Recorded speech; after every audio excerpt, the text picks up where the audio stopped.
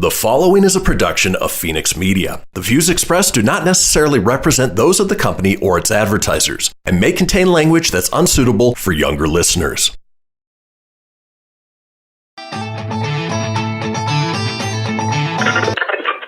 Laugh it up, fuzzball.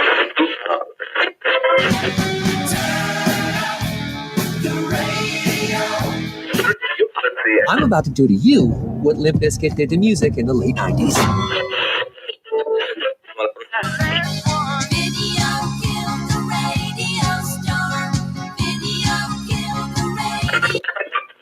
Surely you can't be serious. I am serious. And don't call me Shirley. Here goes the last DJ.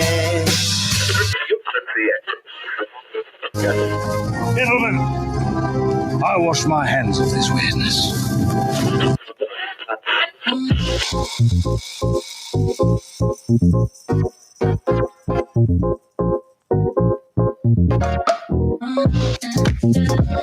Hello, everybody, and welcome to another brand new episode of the Kristian Fenix Radio Show. It is Tuesday, March 23rd. We are your daily dose of laughs and levity in a crazy, crazy world. I'm joined by my co-host, Mr. Tony Sanfilippo. Tony, how you doing today? Doing good, buddy. Just ready to go for a new week as we had a pretty good weekend. We had a 3-dayer as far as no shows yesterday, but you had a 3-day weekend. I had a 2, but it was a refreshing one. How are you doing, my friend? Doing well. A little tired. Drove back up from Southern California yesterday, and that drive always takes a little bit of a toll on me. It's always hard to sleep in a hotel, so you know what? I'll get through. But excited to have a brand new show for you guys today. Yeah, we are here, man. It is Tuesday, the 23rd, as you said, and ready to rock it. So let's do this, huh? So let's go ahead and kick things off the way we do each and every day with a question from my co-host. Now, Tony, we know that impersonating an officer is a crime. However, if an officer impersonates an officer, does it cancel itself out?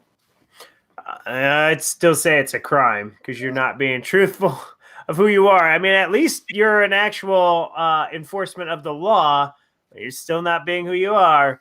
That's shady business. I have to say, no bueno. Exactly. Well, in this case, it wasn't impersonating an officer for the case of doing something illegal, utilizing that power. It was for a different reason, but a Huntington Beach police officer is facing charges after allegedly creating a dating profile using the information of a fellow officer who began dating his ex-girlfriend, prosecutor said Friday. Stephen Tennant, a 32-year-old Yorba Linda resident, is charged with 2 misdemeanor counts of internet impersonation for the purpose of harming, intimidating, threatening, or defrauding, the Orange County District Attorney's Office said in a news release. Tennant is accused of using a photo and personal phone number of the other officer to create a profile on doublelist.com, a dating website.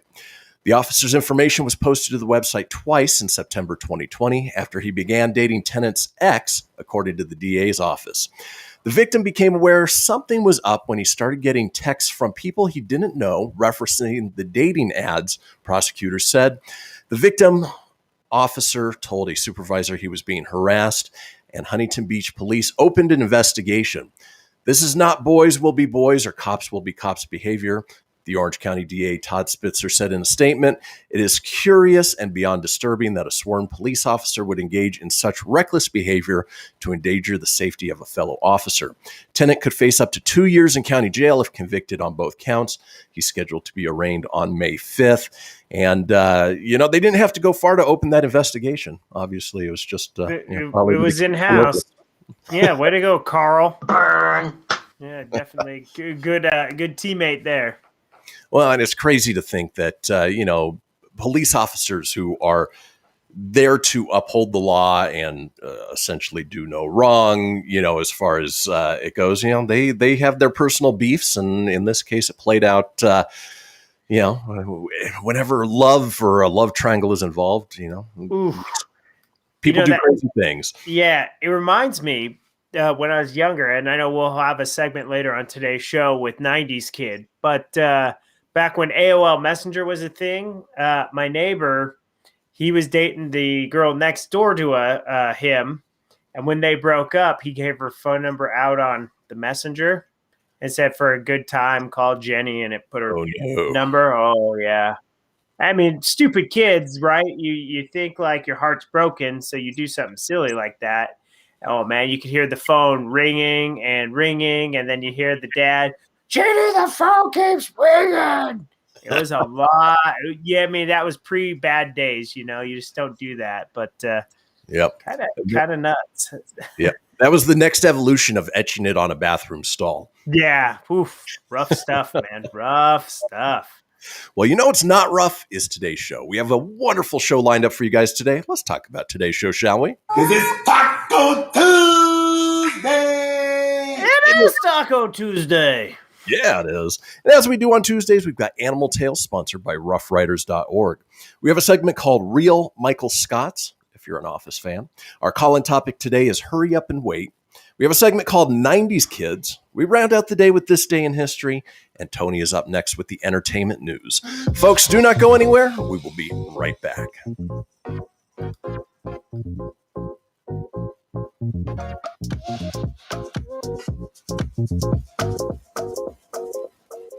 Welcome to Calvin's Barbershop. You all got to see this. I don't even want to know what you're looking at on that phone. Well, you should. I was learning about the dangers of high blood pressure and that we need to get ours checked regularly. High blood pressure can increase the risk of heart attack or stroke, but this text program can help keep it at a healthy range. Just text Barbershop to 97779 to sign up. I'll get right on it as soon as I'm done with this baby panda video.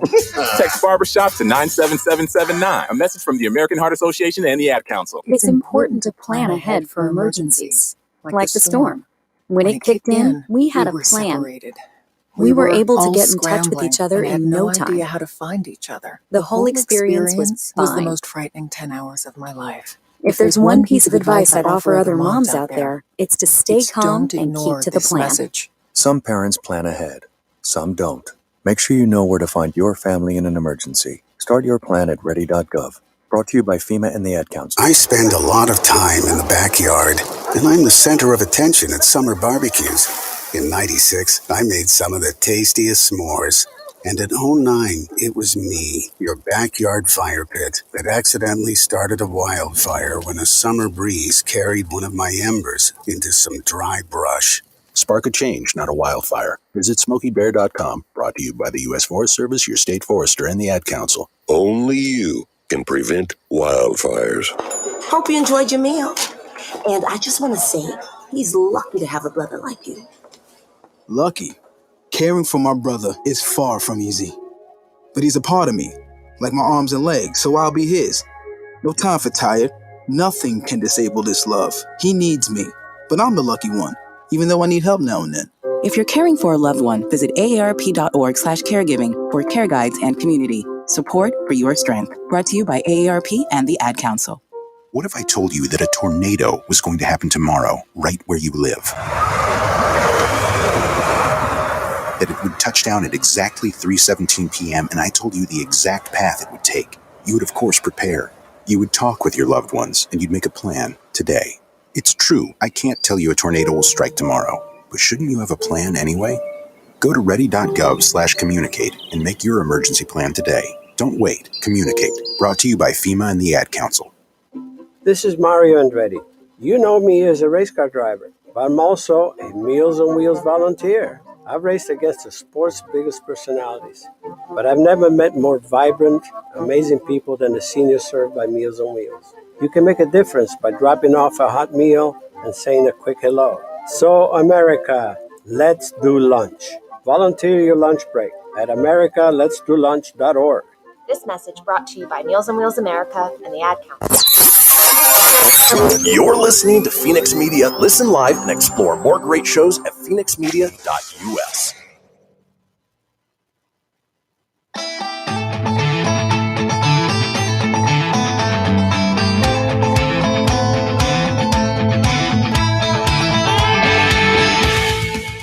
Get everything you need for the Kristian Fenix radio show over at phoenixmedia.us or on Facebook at facebook.com/Fenix Media Radio.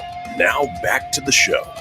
And we are back, folks. This is the Kristian Fenix radio show, and we've got a little thing we talk about each day. It is the Fenix Line, our 24-hour day, 7-day-a-week voicemail line, giving you guys the opportunity to chime in on anything whatsoever. Maybe you impersonated an officer and you were an officer, and maybe it cancels each other out. We want to know about it. Give us a call at 855-FENIX-RADIO. That's 855-FENIX-RDIO or 855-336-4973. All we ask is that you keep it entertaining. We'll compile those together, put them out in a future show. That is the second segment of this show, and that means Tony is here with the entertainment news.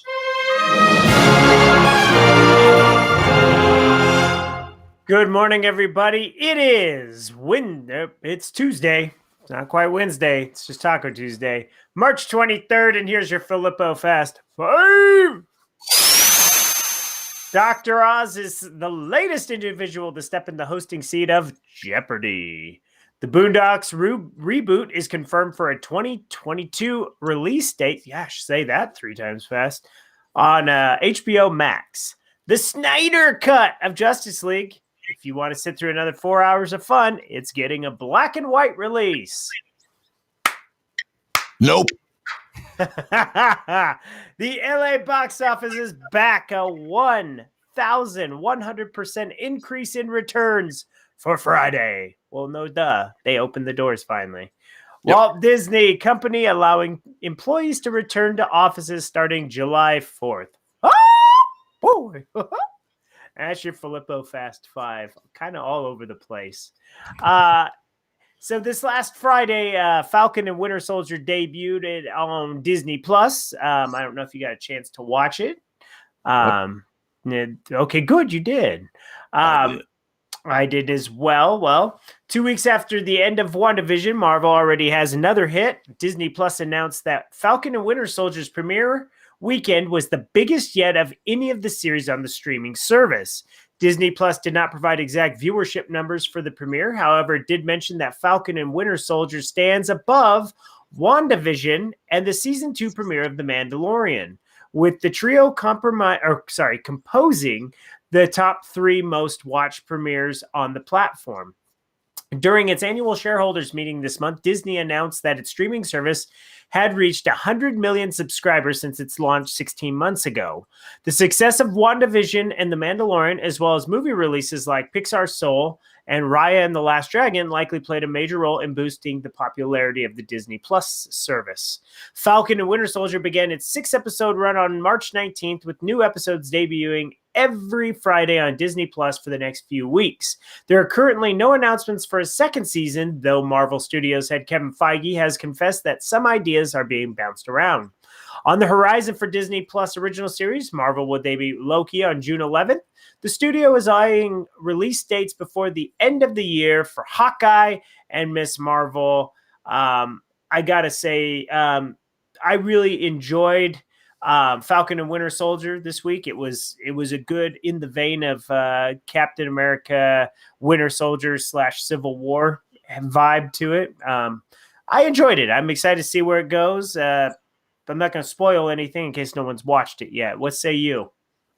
So, and we'll dive deeper into it when we record our next Proton Pack podcast. But, unlike WandaVision, where it just juts you into the middle of things and it's slowly giving you sort of the background, this sort of takes the opposite, where, this first episode was a little on the slow side, building up sort of the backstory of what's happening and where these characters are right now. And I have a feeling from episode 2 moving forward, it's going to take off from there. I do too. And I got to just say, Falcon, he definitely, Sam makes a good fishing boat captain, right? We got shrimp. We got shrimp scampi, shrimp cocktail. We was shrimping. Anyways, well, check it out. It's on Disney Plus. So this last, as we typically do on Mondays, we do the box office report on the entertainment news. Well, we didn't do a show yesterday live, so today's box office report. Disney's Raya and the Last Dragon is the #1 at the box office for the 3rd consecutive weekend in a row. Movie theaters in Los Angeles opened up back last weekend, which had a major impact on this weekend's numbers. Raya and the Last Dragon star Kelly Marie Tran They appeared on stage at the El Captain on Friday to welcome audiences back into theaters and received a huge reaction from the shocked audience. As of this article, the animated family movie earned over $71.2 million globally. Reopened movie theaters across North America have now crossed the 3,000 mark as Cinemark and AMC welcome moviegoers back. This weekend marked the first time that Los Angeles has been the #1 box office earner in the nation since before the pandemic took place. On Friday and Saturday alone, the Los Angeles market earned over $1 million in ticket sales, which is well ahead of New York, which reopened its movie theaters. Regal is still closed, but is believed they will be opening soon, which will see another box office boost across North America. These are all fantastic news here, right? All good. Yep. Tom and Jerry was able to keep its #2 spot this weekend after earning $3.8 million. Like Raya and the Last Dragon, Tom and Jerry can also be streamed from home. In its 4 weeks in theaters, the animated family movie has brought in just over $77 million globally. Historical drama The Courier debuted at #3 with $2 million. It stars Benedict Cumberbatch as Greville Wynn, a British businessman who was recruited by the Secret Intelligence Service to deliver messages to secret agent Oleg Penkovsky in the 1960s. Chaos Walking fell to #4, bringing in $1.9 million. The movie stars Daisy Ridley and Tom Holland. The Croods: A New Age was able to keep its #5 spot, earning $620,000. The animated movie has been in theaters for 17 weeks and has earned $160 million globally.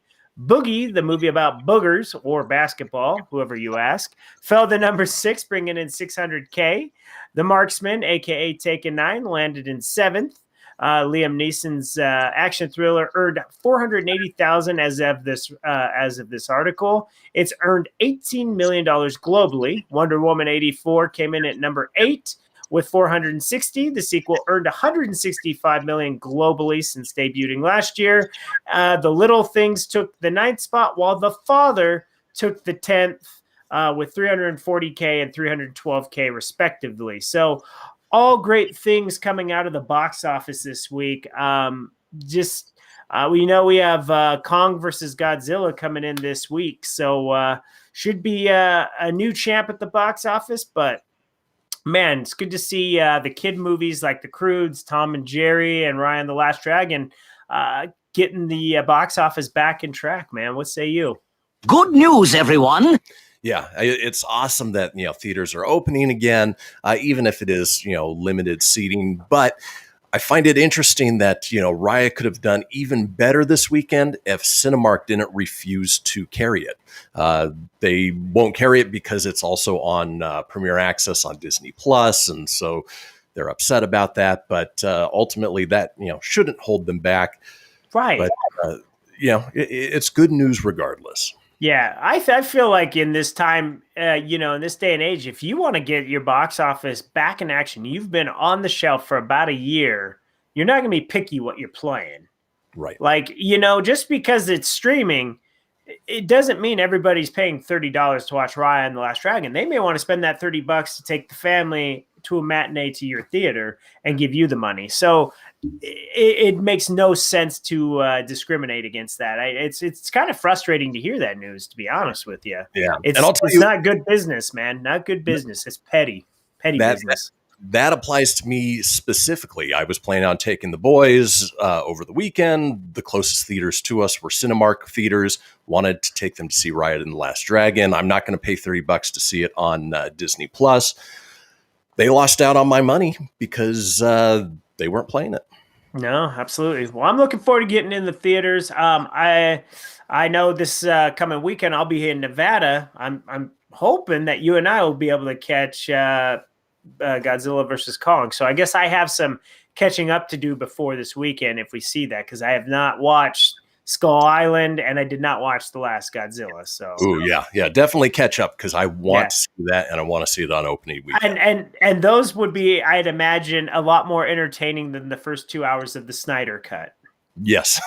Holy crap. I watched that sucker. Oh, so I had to do the review for the Pop Culture Kaboom, and we were going to discuss it on Proton Pack. So for me. It was like a journalistic assignment to watch this movie. I did want to watch it, but man, I had to chomp through 4 hours of this thing, and it took me 3 days and a lot of naps to get through it. And it's just the pacing of it. It just takes a bit to get into it. But when you get into the action stuff, not bad. It just, what a snoozer to get through. Yeah. So and I'm looking forward to watching the other ones. Whew. Yeah. That's another one we'll dive a little bit deeper into when we do our next Proton Pack. Yeah. Looking forward to that. But with that being said, too, still sticking in the world of movies, we know that Resident Evil has a new movie coming out. It has nothing to do with the Paul Anderson, Mila Jovovich movies. In fact, this new one is titled Resident Evil Welcome to Raccoon City. It's going to be focused more on horror than the last film franchise. Director Johannes Roberts says one of the main locations of his film will be creepy as beep. It's a brand new origin movie that will adapt both the first and second Resident Evil games. The new big screen adaptation is a completely new film franchise. Words are hard on Tuesday. Franchise unrelated to the massively successful franchise from Paul W.S. Anderson. To kick off the new Resident Evil cinematic world, horror movie director Johannes Roberts was tapped to deliver a scarier movie.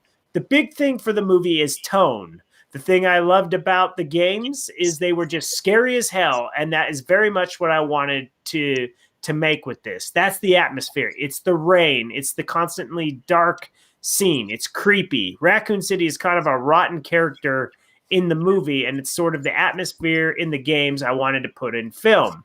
He says that his inspiration is from John Carpenter movies, but not the ones you think. He's a huge John Carpenter fan. Took that in how he tells the claustrophobic Siege movies.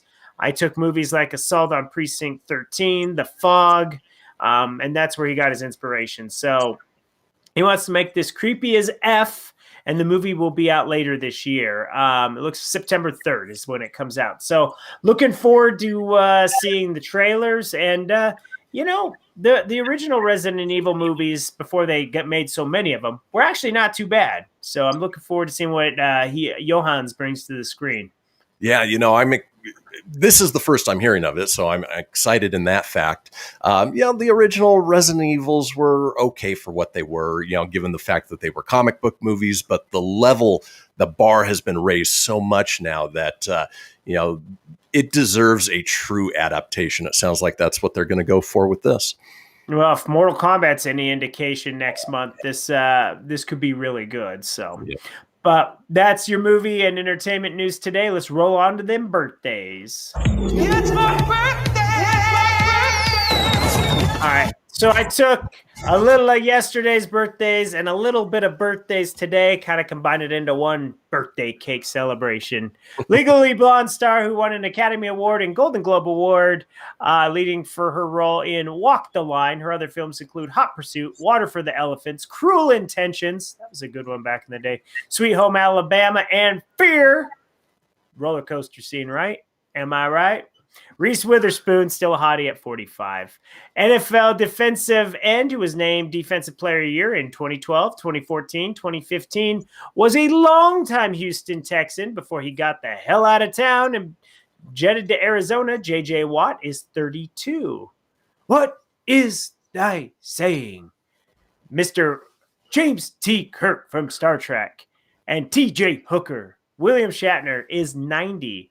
Weird fun fact, Kristian and I have seen William Shatner twice, randomly. Yep. Just seen him twice. Agent Jimmy Woo in the 2018 film Ant-Man and the Wasp and the 2021 miniseries WandaVision. Mr. Randall Park is 46, and I'll blaze through the rest. Kerry Russell, a.k.a. Zori Bliss, is 44. Star wide receiver, formerly of the Broncos, Jets, Dolphins, Bears, and any other team you could think of. Brandon Marshall is 36. Laura Winslow, Kelly Shying Williams is 45, and Bob Costas, no red eyes today, buddy, 69. Those are your celebrity birthdays for the 22nd and the 23rd. Happy birthday, kids. Right on. Well, that does it for the entertainment news. When we come back, it's Tuesday. We'll be going through Animal Tales, sponsored by roughriders.org. Rough Riders! news. Don't go anywhere. We'll be back after these messages. After these messages, we'll be right back.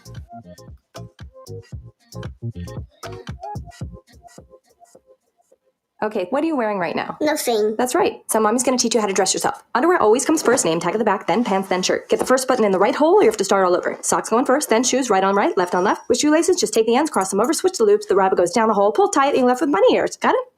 Why are your pants on your head?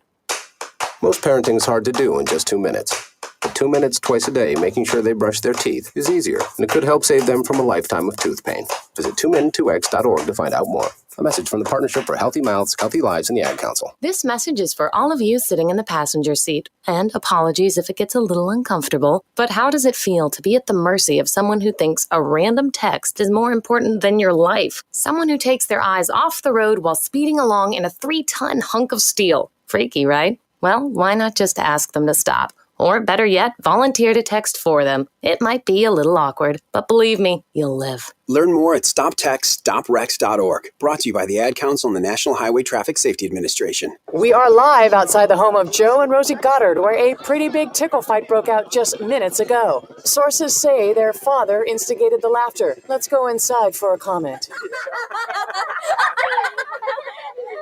Apparently, they have no comment. Dads, let this be a reminder that it only takes a moment to make a moment.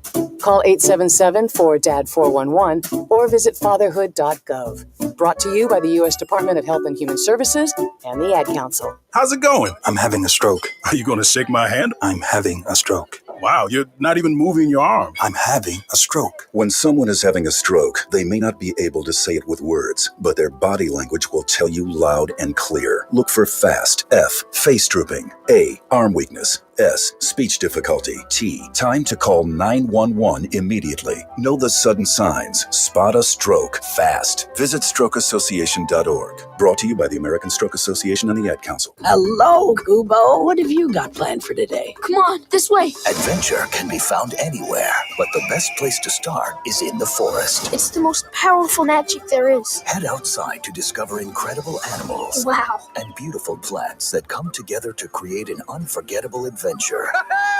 So grab your loved ones and explore a world of possibilities. Visit discovertheforest.org to find the closest forest or park to you. Brought to you by the Ad Council and the U.S. Forest Service. My teacher said that we should have a plan in case of an emergency. Do we have one? First thing I'm going to do is grab a flashlight with dead batteries. I'm going to start randomly throwing clothes in the bag. You two will be hiding in the closet and Dad won't be able to find you. And that's when we both start crying. Uncontrollably. Can you pass the cutlets? Winging it is not an emergency plan. Make sure your kids know what to do during an emergency, who to call, where to meet, what to pack. Search Ready Kids at nyc.gov or call 311. Brought to you by the New York City Office of Emergency Management and the Ad Council. You're listening to Fenix Media. Listen live and explore more great shows at phoenixmedia.us.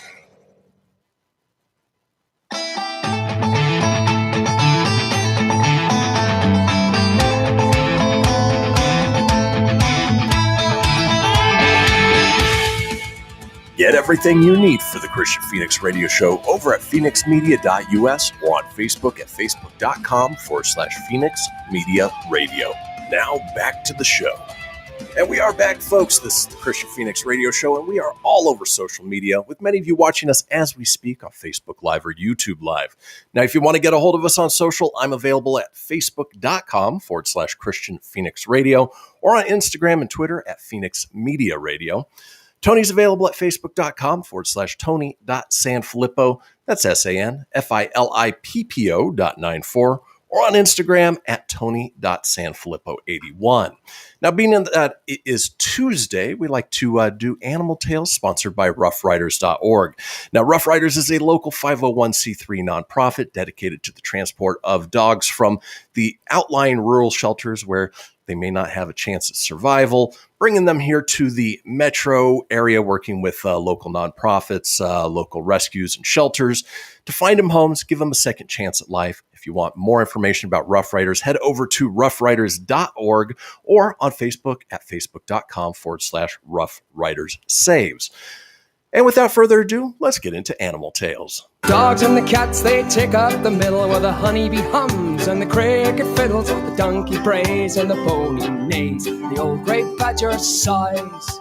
Listen to the bass, it's a one on the bottom where the bullfrog croaks and the hippopotamus moans and groans with the big to-do, and the old cow just goes moo. For a Tuesday, it's an awfully uplifting song. So it really is. I always like when the old cow goes moo. Exactly. All right, let's get into our first animal tale. Well, in a hilarious video, a seagull is seen stealing a bag of chips from a superstore in Aberdeen, I believe Aberdeen, Washington. The whole act of theft was captured on camera and shared on Facebook. This has to be the cutest shoplifter you'd ever see. In an astonishing yet hilarious video, a seagull is seen stealing a bag of chips from a superstore in Aberdeen. The whole act of theft was captured on camera, which amused everyone who saw it. The neat way the seagull enters the store and does its job can give any professional thief a run for his money. This is probably the only crime video that has people going, wow, with amazement. In the video clip, wow, man. Bazinga. A seagull can be seen lurking outside a store, probably trying to figure out a way to enter. Once the automatic door opens by a customer passing by, it grabs the opportunity to enter sneakily. It goes straight for the kill, a bag of chips, and swiftly walks out, seemingly after realizing how the automatic door works with the sensors. The ending of the video is what surprised us the most. As soon as the bird steps out of the store with the snack, it drops the pack on the floor and punches it with its sharp beak a few times to rip it open. Once it makes a hole in the pack, it wastes no time in noshing on the salty chips. The video was shared on a Facebook page, Aberdeen in Color, by one Neil Trainer, and has left the viewers in splits. The video was captioned with "Gulls don't care for the concept of ownership or trade," and has clocked in 2.6 million likes and has been reshared more than 6,000 times so far. Comments like, "Mr. Seagull is well known to solicitors of the city. The automatic door never works for me, but it works for a seagull, and knew what he was wanting and doing will light up your mood." And we'll post this on our Facebook page so everybody can watch the video. It's fun, it's a lighthearted story about, just animals doing funny things that you wouldn't expect. Yeah, it's especially birds. It's just, what do? You can't really get mad about it. I mean, it's just, you watch it and you're like, oh, that's funny. So there you go. Exactly. Yeah. Well, now we go from funny and lighthearted to a little more serious now. In a few weeks, a natural spectacle will take place across the United States, one that is not found anywhere else in the world. Billions of cicadas that have spent years patiently growing in complete darkness will finally emerge perfectly in sync for a raucous party in the sun. Oh, no. Yikes. Are you looking for a soundbite to drop there, Tom? Yeah, I was, but I couldn't find it, so we're okay. All right. Well, it's been 17 years, and the periodical insects known as Brood X are back. When the world last glimpsed the cicadas, Facebook was brand new, theaters were showing Spider-Man 2, and the 2004 Summer Olympics were underway. Since then, they've been underground eating. They're in the dark, they're feeding on roots, just living their best lives until the time is right, said Matt Kaysen, an associate professor at West Virginia University who studies cicadas and the fungi that zombify them. And that's when they decide, you know what, it may be time to go up and find a partner. Beginning in late April or early May, once the ground is warm enough, billions of Brood X cicadas will be seen across a dozen states stretching from Illinois to the west, Georgia to the south, and New York to the northeast. The young cicadas, called nymphs, claw their way out of the ground and climb up to shed their skins one last time and transform into adults. They will have only a few weeks to sing, mate, and begin the cycle again. There are 7 species of North American periodical cicadas, all in the genus Magicicada. 4 species live on a 13-year cycle and 3 for 17 years. This year's emergence is a group containing all 3 17-year species, Brood X, so named because it was the 10th in an arbitrary naming system designed in 1898 by the entomologist Charles Lester Marlott. However, the group's other name, the Great Eastern Brood, is far more deceptive. Most of the world's over 3,000 species of cicada don't make quite as dramatic an entrance. While they take 2 to 5 years to grow up, at least some adults of these annual species show up every summer and in much smaller numbers. Cicadas, they're loud, they're annoying, but to see, just swarms of them would be absolutely terrifying. That was the soundbite I was going for. There we go. The screaming goat. Screaming goat. Yikes. All right. And then back to the lighter side again with our final story in Animal Tales. A middle-aged couple of giant pandas in Hong Kong theme park have mated for the first time in more than 10 years after finally enjoying a period of privacy thanks to the coronavirus lockdown. Ying Ying and Li Li have been at Ocean Park since 2007. Ying Ying and Ping Ping. But despite the encouragement of zookeepers, they had shown little inclination to have sex while daily hordes of visitors were watching their every move. I wouldn't want to either if a bunch of people were watching me. That's very dirty. Chinese scientists, after losing patience with natural breeding, extracted sperm from Lili and artificially inseminated Ying Ying, but this resulted in miscarriages. When the pandemic forced the closure of the park on the 26th of January, the 14-year-olds were halfway through the panda's average lifespan and almost a decade past the start of sexual maturity. But after more than 2 months of being alone together, the couple have recently shown signs that they were in the mood for love. Local reports say Ying Ying, in her estrogen cycle, spent more time in the water and let Lili left more scent markings around the enclosure. On Monday morning, the pair were seen cuddling more intensely than usual and then finally did what comes naturally, much to the delight of park managers. The successful natural mating process today is extremely exciting for all of us, as the chance of pregnancy via natural mating is higher than by artificial insemination. Michael Booz, Executive Director for Zoological Operations and Conservation at Ocean Park, noted in a press release. It is not yet clear, though, if Lili is pregnant, but vets say hormone fluctuations and behavioral changes may give clue by late June. We hope to bear wonderful pregnancy news to Hong Kongers this year, Booz said. The article goes on. I will post it on there. What's crazy that I found out is the gestation period of pandas can be anywhere from 72 days to almost an entire year. So it may be a year before they actually give birth, which is crazy. That's nuts. This is why I like the Animal Tales. You learn some crazy stuff on this thing. And that's why we do it. Well, folks, that does do it for the Animal Tales. When we come back, we've got a segment called Real Michael Scotts. Don't go anywhere. We'll be right back.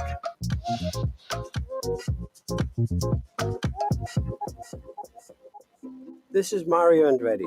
You know me as a race car driver, but I'm also a Meals on Wheels volunteer. I've raced against the sport's biggest personalities, but I've never met more vibrant, amazing people than the seniors served by Meals on Wheels. You can make a difference by dropping off a hot meal and saying a quick hello. So, America, let's do lunch. Volunteer your lunch break at americaletsdolunch.org. This message brought to you by Meals on Wheels America and the Ad Council. People been saying to your friend, get a different face, and posting on their feed, they're super ugly. The things they say to them online are cruel and they're not true. So tell your friend, I'll stand up for you. Don't worry, I know what to do. Know someone being bullied online? You can be a witness and make a difference by letting the world know it isn't cool and by letting your friend know you care. Learn more at eyewitnessbullying.org. Brought to you by the Ad Council. Hope you enjoyed your meal. And I just want to say, he's lucky to have a brother like you. Lucky? Caring for my brother is far from easy. But he's a part of me, like my arms and legs, so I'll be his. No time for tired. Nothing can disable this love. He needs me, but I'm the lucky one, even though I need help now and then. If you're caring for a loved one, visit aarp.org/caregiving for care guides and community. Support for your strength. Brought to you by AARP and the Ad Council. Allison is perfect. I mean, she'd never tell you that. She's humble and perfect. She likes everyone. She even likes her untidy roommate's weird guinea pig. Allison, wait, are you texting and driving? Allison, no. That's the exact opposite of what I was just saying about you. Why, Allison? Why? Texting and driving makes good people look bad.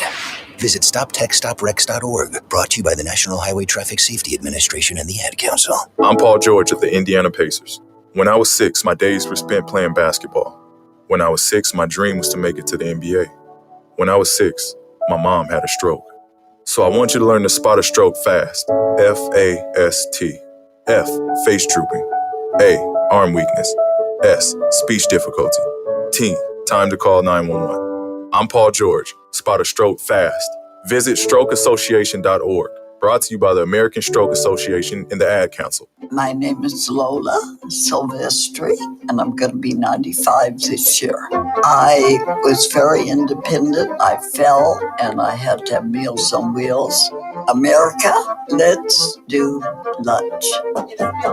1 in 6 seniors faces the threat of hunger, and millions more live in isolation. Drop off a hot meal and say a quick hello. Volunteer for Meals on Wheels by donating your lunch break at americaletsdolunch.org. This message brought to you by Meals on Wheels America and the Ad Council. You're listening to Fenix Media. Listen live and explore more great shows at phoenixmedia.us.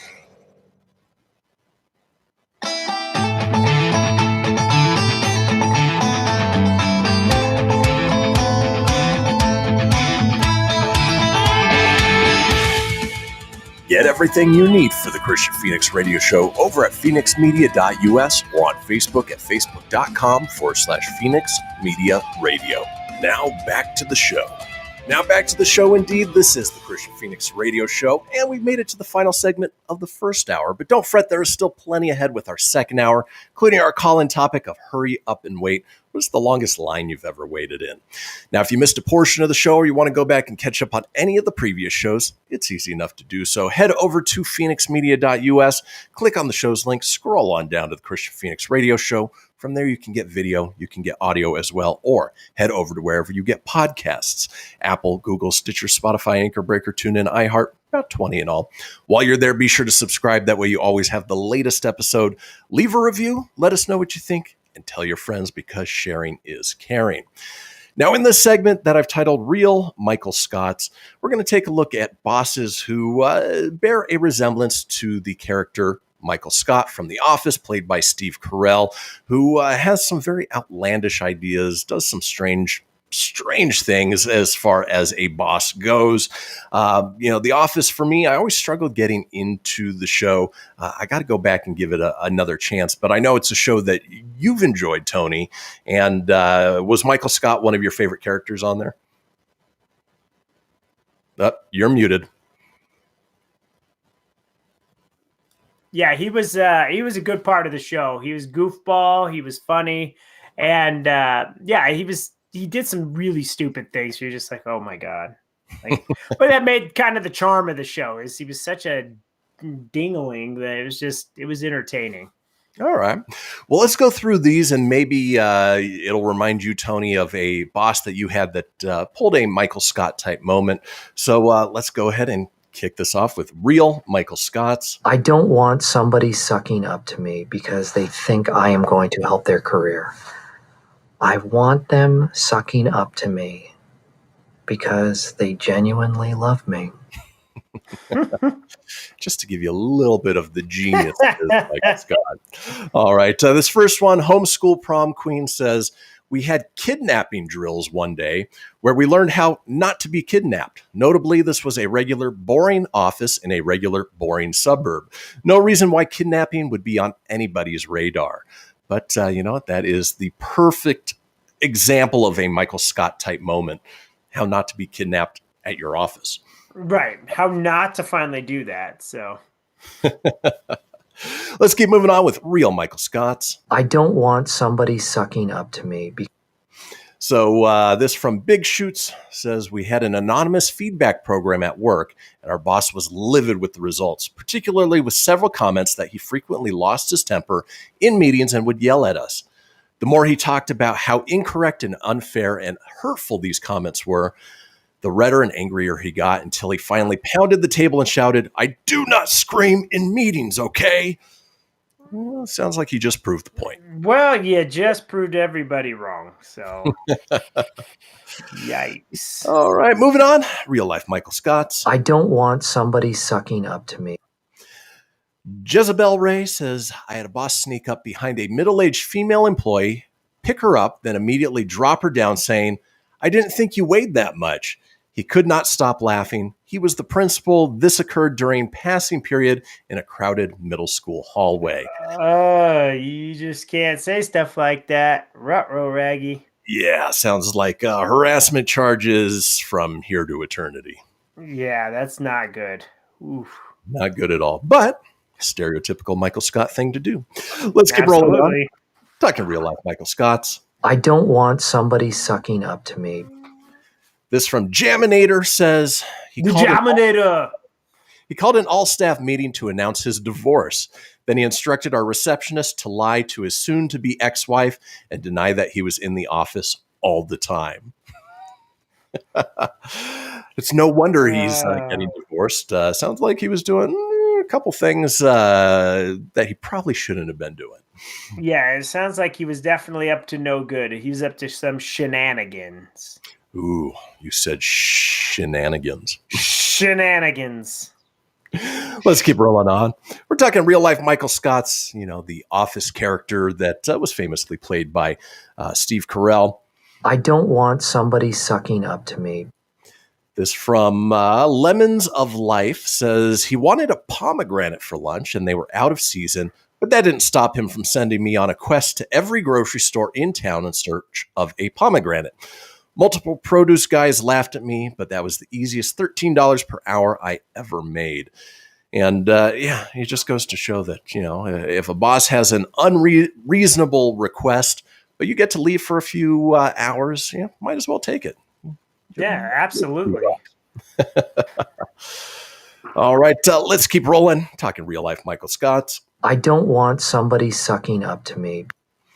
This from Bolikes Girl 105. All right. Said, I had a boss once who spent all morning locked in his office. He asked me to come in after lunch when he showed me a handmade graph. He then proceeded to explain that this was his chart of all the sex he had ever had in his life. Oh, no.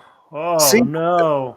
See, here it is blank until I joined the army. Then I went to a hooker here. Then they sent me to Vietnam, where hookers only charge me $2 per time. That's where you see the big jump. I was on 2 tours, but then got shot in the face.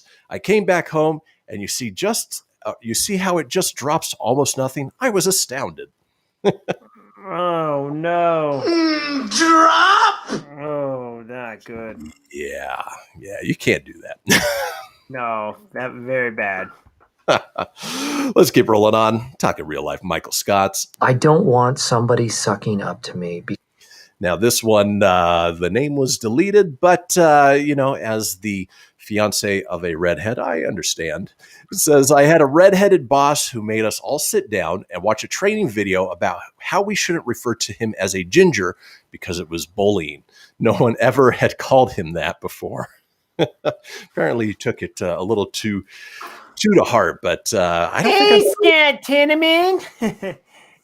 I've never known anybody with red hair to be offended by the word ginger. Yeah, no, I haven't either. But I wouldn't be surprised in this day and age. But that's a conversation for later. Let's keep moving on. Talking real life Michael Scotts. I don't want somebody sucking up to me. This from Happy Dactyl 31. Happy Dactyl, but little pterodactyl is happy. It's like Petrie from Pee-wee's. Oh, yeah, you're right. That's where he's from. Lucky was the one from I think so. Land Before Time, yeah. All right. I used Michael Scott as a reference point for an old boss of mine from the moment I started working there. He made Chewbacca noises on the regular because he thought one of my coworkers had a name that sort of vaguely... It didn't. He used voice to text extremely loudly in his office for no reason to send really personal messages, got really excited, and wore a specific vest anytime we had after-work outings scheduled, shouted the same 7 references to old movies and extremely awkward hip-hop song quotes 100 times a day, and insisted on greeting all of our international coworkers very loudly in their language. They all speak perfect English, of course. And he'd look around... and he'd look around for approval afterwards. He'd then fully giggle at everyone's French accents on conference calls. He also told me a lot about an improv show he did for a full year after it happened. I mean, that is quintessential Michael Scott behavior. No, that one for sure is. Like he like you got to be professional. Oh my gosh, that's pretty funny though. And there were points when I was reading through, I was like, "Are they talking about you, Tony?" Yeah, the giggly stuff. Yeah, the giggly stuff, the making sounds, the voice texts. There's a lot. The voice text definitely guilty of, man. They're long. I don't do those in front of people. That's usually the only time you get voice text is if I'm driving. Okay. All right. Fair enough. Let's keep rolling on. Real life Michael Scott's. I don't want somebody sucking up to me. This from HatPerv 2015 says, I had a boss who used to watch me through a gap in the glass partition between our desks. She wanted to see if I was paying attention during meetings. One day I put a large folder there to cover the gap and she freaked. I still laugh when I think about it. Reminds me back in school where you had to put those little barriers up when you were taking tests so that nobody could peek over and sneak. Oh yeah, so stupid. Yeah. Oh, moving on. Real life Michael Scott's. I don't want somebody sucking up to me. This from Holman 2001 says, my boss insisted that his daughters be flower girls in my wedding. I declined. At the reception, he told me that I was spending too much time talking to one person and I needed to work the room more. Apparently he knows everything there is about weddings. Got to work the room, man. That's just the way it goes. You have to work the room. And then finally, in real life, Michael Scott's. I don't want somebody sucking up to me. This one from Super Secret Secretary says, my boss used to carry around a backpack full of hammers, and if you fell asleep at your desk, he started banging a hammer on your desk until you woke up, and then he would autograph the hammer and give it to you as a gift. Actually, that sounds like a brilliant move. I need a hammer, so I'm just going to pretend to fall asleep. Oh, hammer time, huh? I would drop the whole bag of hammers on the desk. That would be a little more effective. But in any case, folks, that does it for the first hour of the show. We're headed into the long break. Go ahead and use the bathroom, grab yourself some tea, listen to the news, and when we come back, we've got our call-in topic of hurry up and wait, the longest line that you have ever waited in line for. Longest line you've ever waited in line for? That doesn't make any sense. In any case, folks, we'll see you in 7.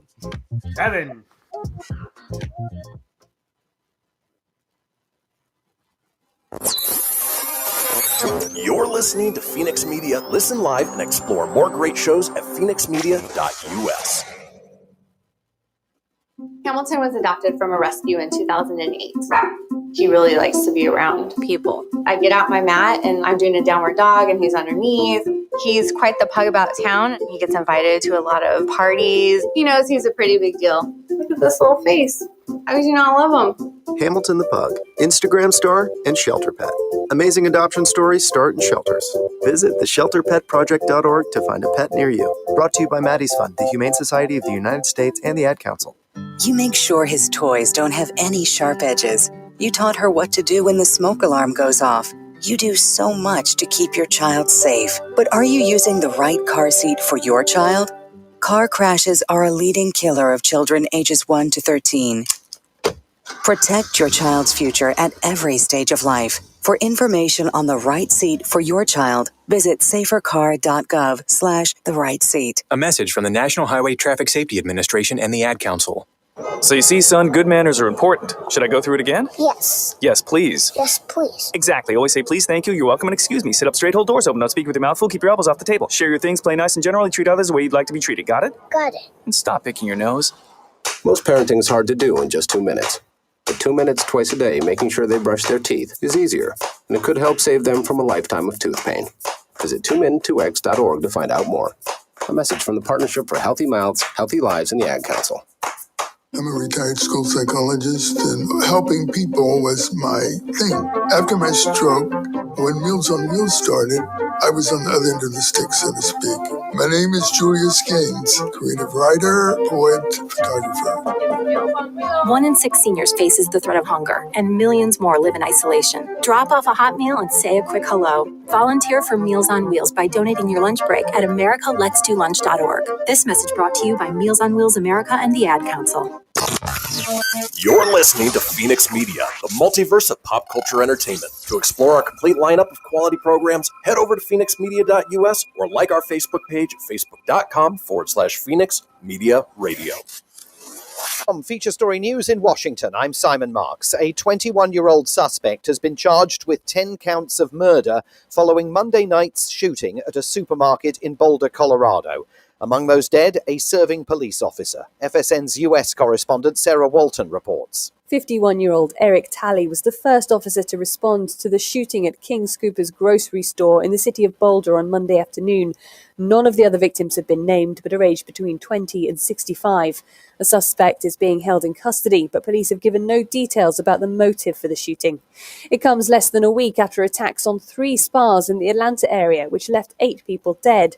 And in the last 7 days, there's been 7 shootings in the US, in which at least 4 people were killed or injured. Despite that tide of gun violence, President Biden has still not proposed any gun control legislation, despite promises that he made on America's election campaign trail. AstraZeneca has announced it will be submitting updated data relating to its COVID-19 vaccine. Just yesterday, a major US trial showed the vaccine was 79% effective, but a science agency then raised concerns about the age of the data used in the study. From FSN's New York bureau, Will Denzelo reports. AstraZeneca has announced its results released this week relied on interim analysis and will immediately engage with independent monitors to provide the latest data. Speaking on ABC's Good Morning America, President Biden's COVID-19 medical advisor Dr. Anthony Fauci called it an unforced error, but believes that it's likely it's a very good vaccine. Chancellor Angela Merkel has extended Germany's lockdown. There had been hopes the rules might be loosened in time for Easter, but with new COVID-19 cases continuing to spike, Europe's biggest economy will now see its forced winter hibernation last well into the spring. From FSN's Berlin bureau, Trent Murray reports. Bars, cafes, restaurants and leisure centres will enter their 6th month of being closed. Over the Easter break, strict shutdowns will even see some grocery stores closed. There had been some expectations that from this coming Monday, measures might be relaxed. But with COVID-19 cases climbing rapidly, Merkel and other lawmakers said those plans needed to be put on hold. All of this comes with just over 9% of the population having received their first vaccine dose. Health experts say that number needs to rise, and quickly, if Germany is to avoid the full impact of a deadly third wave of the disease. Trent Murray, Berlin. Australia's political crisis has been deepened by allegations of inappropriate behaviour in the country's parliament building. Prime Minister Scott Morrison says videos leaked on the internet show parliamentary staff members engaged in disgraceful conduct. The latest developments come after a former staffer claimed she was raped in 2019 by a senior colleague. From bureaus worldwide, this is FSN. Keyboard Cat, Hamilton the Pug, and Toast Meets World. These are some of the internet's most beloved pets. And they all have one thing in common. Their stories started in a shelter. Start your story. Adopt a dog or cat today. Visit theshelterpetproject.org to find a pet near you. Training that pet to play the keyboard, that's optional. Start a story. Adopt a shelter or rescue pet today. Brought to you by Maddie's Fund, the Humane Society of the United States, and the Ad Council. Okay, what are you wearing right now? Nothing. That's right. So mommy's going to teach you how to dress yourself. Underwear always comes first, name tag at the back, then pants, then shirt. Get the first button in the right hole or you have to start all over. Socks going first, then shoes, right on right, left on left. With shoelaces, just take the ends, cross them over, switch the loops, the rabbit goes down the hole, pull tight, and you're left with bunny ears. Got it? Why are your pants on your head? Most parenting is hard to do in just 2 minutes. But 2 minutes twice a day making sure they brush their teeth is easier, and it could help save them from a lifetime of tooth pain. Visit 2min2x.org to find out more. A message from the Partnership for Healthy Mouths, Healthy Lives, and the Ad Council. How's it going? I'm having a stroke. Are you going to shake my hand? I'm having a stroke. Wow, you're not even moving your arm. I'm having a stroke. When someone is having a stroke, they may not be able to say it with words, but their body language will tell you loud and clear. Look for FAST. F, face drooping. A, arm weakness. S, speech difficulty. T, time to call 911 immediately. Know the sudden signs. Spot a stroke fast. Visit strokeassociation.org. Brought to you by the American Stroke Association and the Ad Council. The storks are bringing me a baby brother. We can do this together. All right, let's go. Storks know how to keep kids safe. Do you? What? Oh my gosh, you don't know. I know. You don't. Oh man, you laugh when you're uncomfortable. No. Making sure your child is in the right car seat is one of the steps to safer travel. I will rock this. You will rock this. To know for sure that your child is in the right car seat for their age and size, visit safercar.gov/the right seat. Cool. Very cool. Brought to you by the National Highway Traffic Safety Administration and the Ad Council. The following is a production of Fenix Media. The views expressed do not necessarily represent those of the company or its advertisers and may contain language that's unsuitable for younger listeners.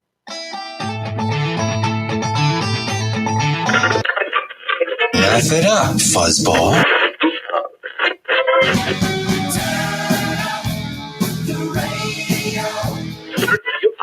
I'm about to do to you what Limp Bizkit did to music in the late 90s.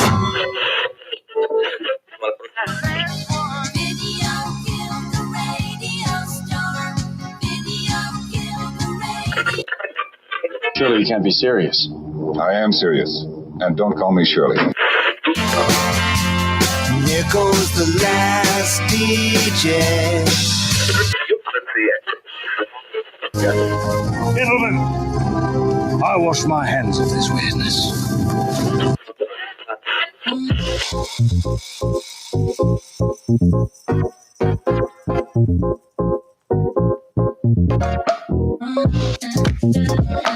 Welcome back, folks, to the second hour of this episode of the Kristian Fenix Radio Show. It is Tuesday, March 23rd. We are your daily dose of laughs and levity in a crazy, crazy world. Still joined by my co-host, Mr. Tony Sanfilippo. Tony, you ready for the fastest hour of the day? I sure am, buddy. This one always goes by really quick, and think it's going to fly by real fast. So let's roll.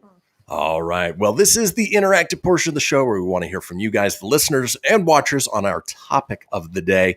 Now, we give the topic 24 hours in advance, give you time to chime in on our 24-hour day, 7-day-a-week voicemail line, the Fenix Line, at 855-FENIX-RADIO. Of course, you can chime in live on our Facebook page at facebook.com/Kristian Fenix Radio. Just click into the live video there and comment.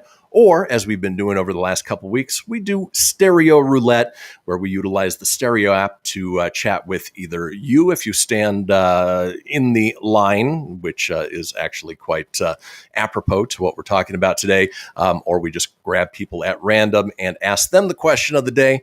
Today's question: what is the longest line you have ever waited for? Or what's the longest you ever waited in line, and what for? So this stems from my trip down to see the boys this weekend down in Southern California. Not a lot to do right now, but one of the things that we were excited about is in Hollywood is the Funko headquarters. Now, Funko makes the vinyl little pops of pretty much every pop culture character you can think of. If you look over Tony's right shoulder, you can see a whole slew of them. And they're fun. They're collectible. They gain in value. Well, at the Funko headquarters, they have an opportunity or an experience where you can make a pop version of yourself, which they've called Pop People. And so, you know what? I'm even going to show the one I made of me. Whoops. Let's see. Right. Minus the glare. There we go. There's the Phoenix. That's it. It's Kristian Fenix. He's a figure now. And so we went down Saturday and got there a little bit later than I guess we probably should have, because the line went all the way up and around the block. We stood in line for about an hour until they came out and said, if you're here for the Pop People, well, we're sorry, it's sold out for the day. So we left. As we were walking out, asked the guy, hey, what time do we have to be here in order to guarantee we get one? And he said, well, probably before 8 a.m. And so next day we got up early. We got there at 8 a.m., waited for the store to open for 2.5 hours, and then got in, obviously made what we needed to make. But it was a long line, and with a 9-year-old and an 11-year-old, luckily they did pretty well. I wasn't having to entertain them the entire time, which was nice. But in any case, that stems our question for today. What is the longest line you've ever waited in, and why? Now, Tony, I'm going to turn it over to you. I assume that yours is something that we were both in together. Yes, you know exactly where I was going with that, and that was 2013, or was it 2014? It was 2014. I think it was Comic-Con, and we wanted to get into Hall H, and Comic-Con was in San Diego, and we had to line up in this ridiculous long line. We had booked a hotel, and it was not cheap during that time. We didn't even stay in the room. Like, our stuff stayed there, but we didn't because this line was so long. We had to line up the night before, that we had to sleep out in this line in that park ran on the concrete that ran along behind the convention center. There's a little park, and this line wrapped for days just to get into Hall H.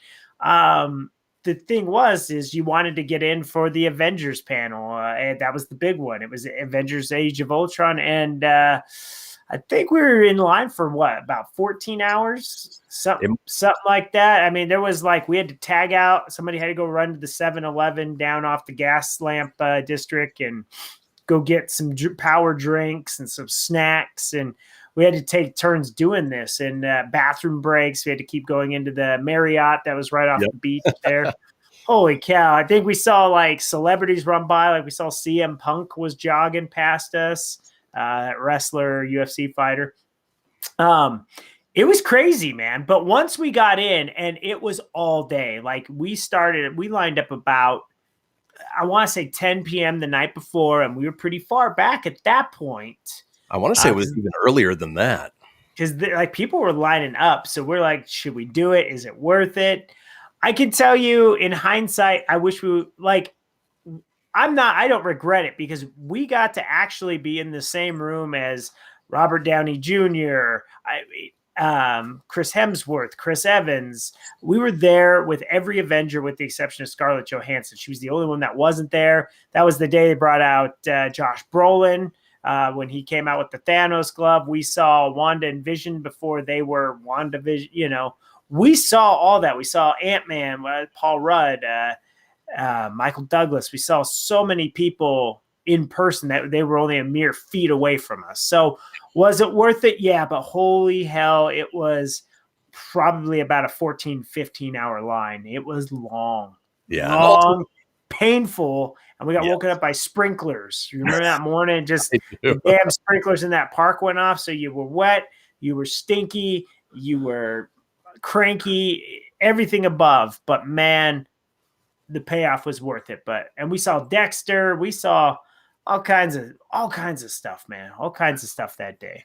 Yeah. And in hindsight, we would have planned a little more appropriately, brought some things to, comfortably lay on, some good snacks, things along those lines. But you know what? It was the first time we had waited in there. And so, it's the way it goes. But as you mentioned, we certainly don't regret it. Well, folks, we are opening it up to you guys. We want to find out, what is the longest line you've ever waited in and why? We're headed into our break. When we come back, it is all about you. So don't go anywhere. We'll be right back.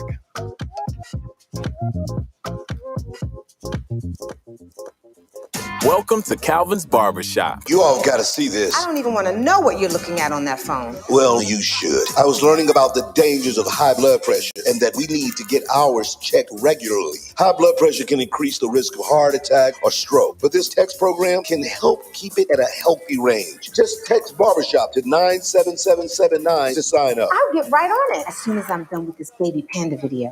Text Barbershop to 97779. A message from the American Heart Association and the Ad Council. It's important to plan ahead for emergencies, like the storm. When it kicked in, we had a plan. Separated. We were able to get in touch with each other in no time. Idea how to find each other. The whole experience was the fine. most frightening 10 hours of my life. If there's one piece of advice I'd offer other moms out there, it's to stay calm and keep to the plan. Message. Some parents plan ahead, some don't. Make sure you know where to find your family in an emergency. Start your plan at ready.gov. Brought to you by FEMA and the Ad Council. I spend a lot of time in the backyard, and I'm the center of attention at summer barbecues. In 96, I made some of the tastiest s'mores. And in '09, it was me, your backyard fire pit, that accidentally started a wildfire when a summer breeze carried one of my embers into some dry brush. Spark a change, not a wildfire. Visit SmokeyBear.com. Brought to you by the U.S. Forest Service, your state forester, and the Ad Council. Only you can prevent wildfires. Hope you enjoyed your meal. And I just want to say, he's lucky to have a brother like you. Lucky? Caring for my brother is far from easy. But he's a part of me, like my arms and legs, so I'll be his. No time for tired. Nothing can disable this love. He needs me, but I'm the lucky one, even though I need help now and then. If you're caring for a loved one, visit aarp.org/caregiving for care guides and community support for your strength. Brought to you by AARP and the Ad Council. What if I told you that a tornado was going to happen tomorrow, right where you live? That it would touch down at exactly 3:17 p.m., and I told you the exact path it would take. You would, of course, prepare. You would talk with your loved ones, and you'd make a plan today. It's true, I can't tell you a tornado will strike tomorrow, but shouldn't you have a plan anyway? Go to ready.gov/communicate and make your emergency plan today. Don't wait. Communicate. Brought to you by FEMA and the Ad Council. This is Mario Andretti. You know me as a race car driver, but I'm also a Meals on Wheels volunteer. I've raced against the sport's biggest personalities, but I've never met more vibrant, amazing people than the seniors served by Meals on Wheels. You can make a difference by dropping off a hot meal and saying a quick hello. So, America, let's do lunch. Volunteer your lunch break at americaletsdolunch.org. This message brought to you by Meals on Wheels America and the Ad Council. You're listening to Fenix Media. Listen live and explore more great shows at phoenixmedia.us.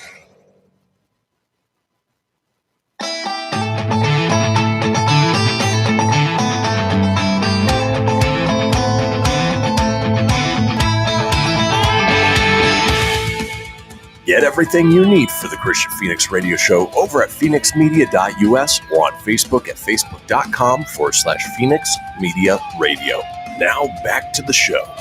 And we are back, folks. This is the Kristian Fenix radio show. We are smack dab in the middle of the interactive portion of the show where we are asking you guys, what's the longest line you've ever waited in?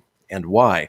Before the break, we talked about my experience over the weekend over at Funko headquarters in Hollywood, having to come back twice and wait in line. And then Tony mentioned the time that he and I went down to San Diego Comic-Con in 2014 and waited 14, 15, maybe even 16 hours in line just to get into Hall H to see all of the Avengers assembled, quite literally.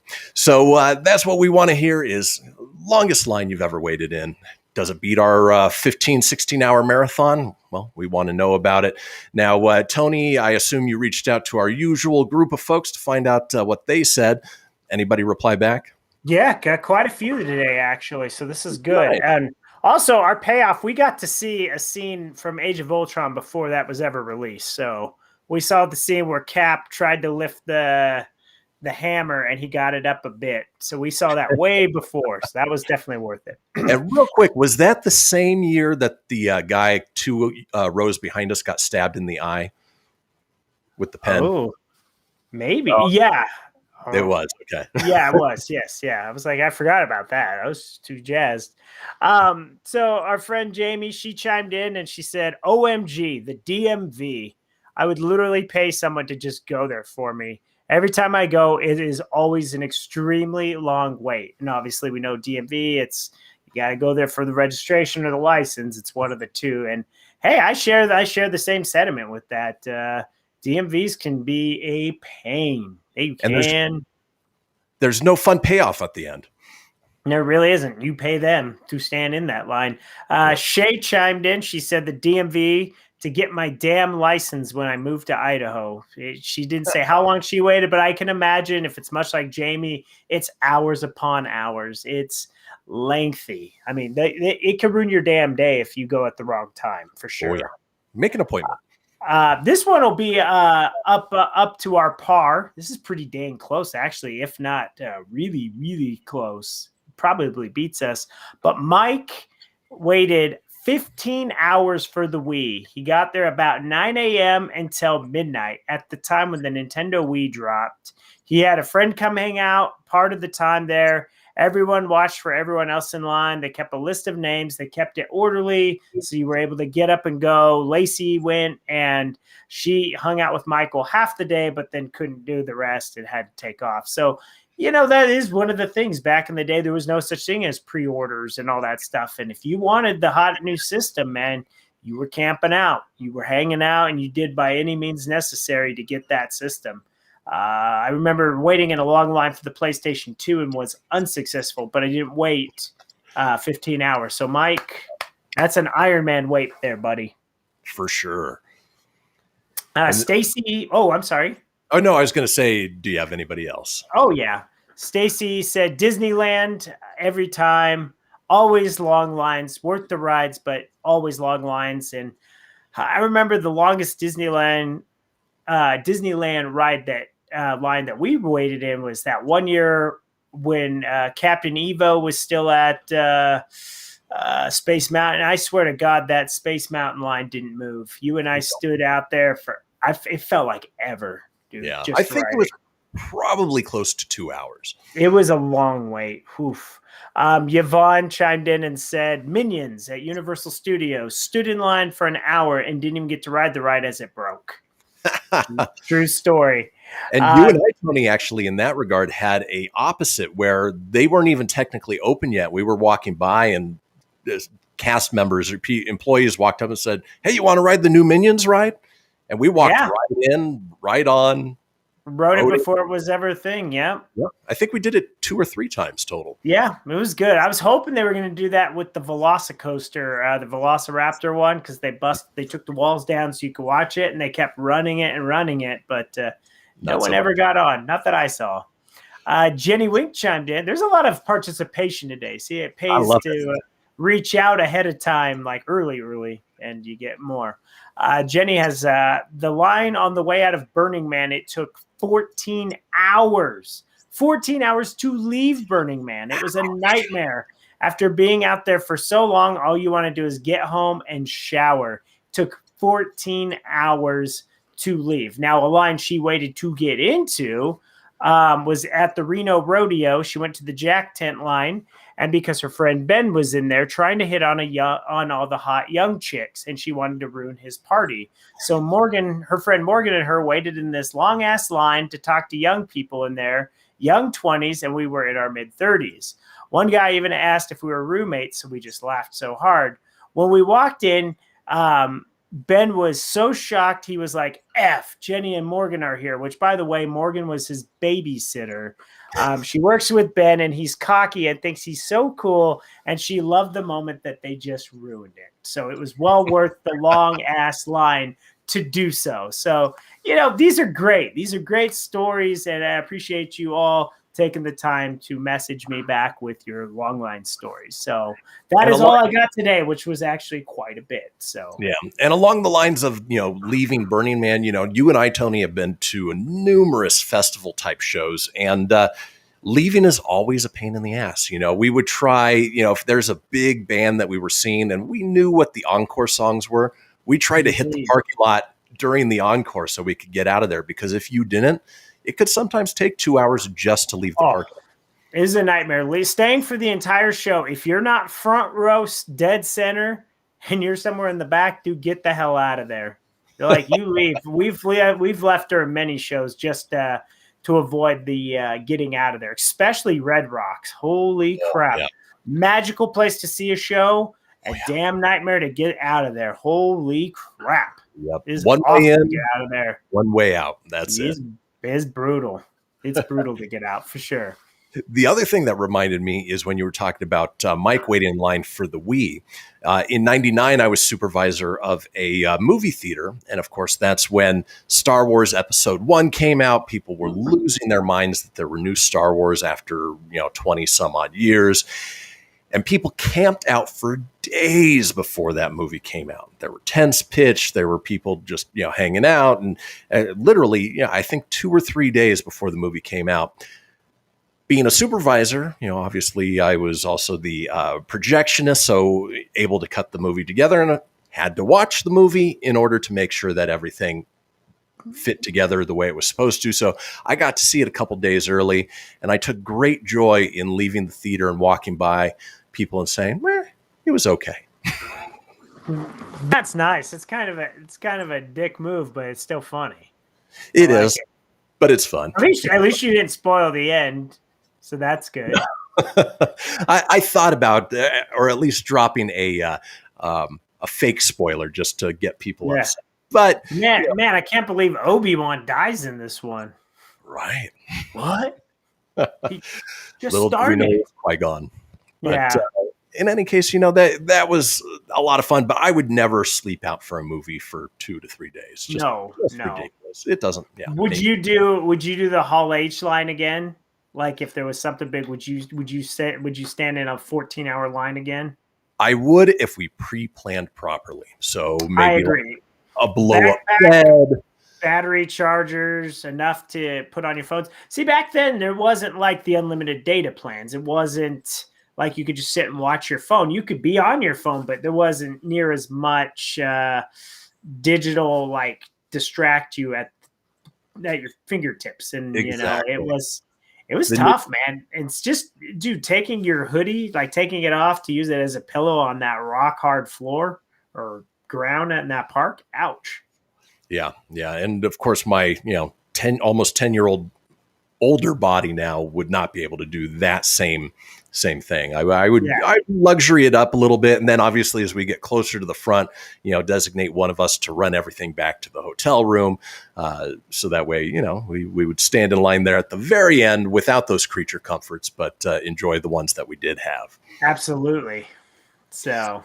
All right. Well, that we have so much good interaction with that one. We don't even have time to get to the stereo app. I know. Well, I was looking forward to the stereo app. We haven't done it in a while.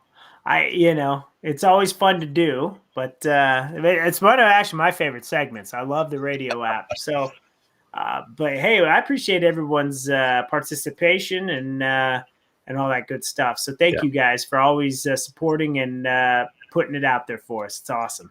Absolutely. And I'm sure we'll get to it tomorrow.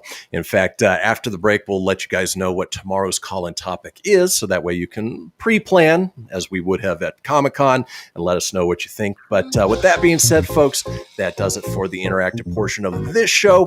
When we come back, we've got a segment called 90s Kids. You won't want to miss it. Don't go anywhere.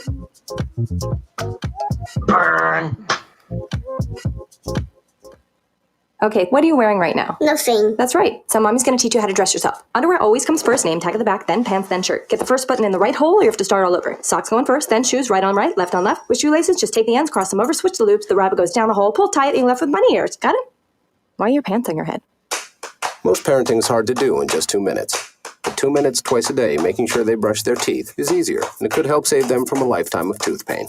Visit 2min2x.org to find out more. A message from the Partnership for Healthy Mouths, Healthy Lives, and the Ad Council. This message is for all of you sitting in the passenger seat. And apologies if it gets a little uncomfortable. But how does it feel to be at the mercy of someone who thinks a random text is more important than your life? Someone who takes their eyes off the road while speeding along in a 3-ton hunk of steel. Freaky, right? Well, why not just ask them to stop? Or better yet, volunteer to text for them. It might be a little awkward, but believe me, you'll live. Learn more at StopTextStopWrecks.org. Brought to you by the Ad Council and the National Highway Traffic Safety Administration. We are live outside the home of Joe and Rosie Goddard, where a pretty big tickle fight broke out just minutes ago. Sources say their father instigated the laughter. Let's go inside for a comment. Apparently, they have no comment. Dads, let this be a reminder that it only takes a moment to make a moment. Call 877-4DAD-411 or visit fatherhood.gov. Brought to you by the U.S. Department of Health and Human Services and the Ad Council. How's it going? I'm having a stroke. Are you going to shake my hand? I'm having a stroke. Wow, you're not even moving your arm. I'm having a stroke. When someone is having a stroke, they may not be able to say it with words, but their body language will tell you loud and clear. Look for FAST, F, face drooping, A, arm weakness, S. Speech difficulty. T. Time to call 911 immediately. Know the sudden signs. Spot a stroke fast. Visit strokeassociation.org. Brought to you by the American Stroke Association and the Ad Council. Hello, Kubo. What have you got planned for today? Come on, this way. Adventure can be found anywhere, but the best place to start is in the forest. It's the most powerful magic there is. Head outside to discover incredible animals. Wow. And beautiful plants that come together to create an unforgettable adventure. So grab your loved ones and explore a world of possibilities. Visit discovertheforest.org to find the closest forest or park to you. Brought to you by the Ad Council and the U.S. Forest Service. My teacher said that we should have a plan in case of an emergency. Do we have one? First thing I'm going to do is grab a flashlight with dead batteries. I'm going to start randomly throwing clothes in the bag. You two will be hiding in the closet and Dad won't be able to find you. And that's when we both start crying. Uncontrollably. Can you pass the cutlets? Winging it is not an emergency plan. Make sure your kids know what to do during an emergency, who to call, where to meet, what to pack. Search Ready Kids at nyc.gov or call 311. Brought to you by the New York City Office of Emergency Management and the Ad Council. You're listening to Fenix Media. Listen live and explore more great shows at phoenixmedia.us.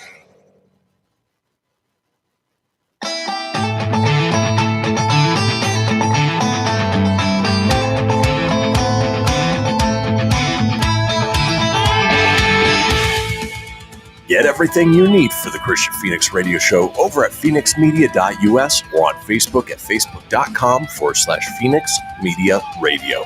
Now back to the show.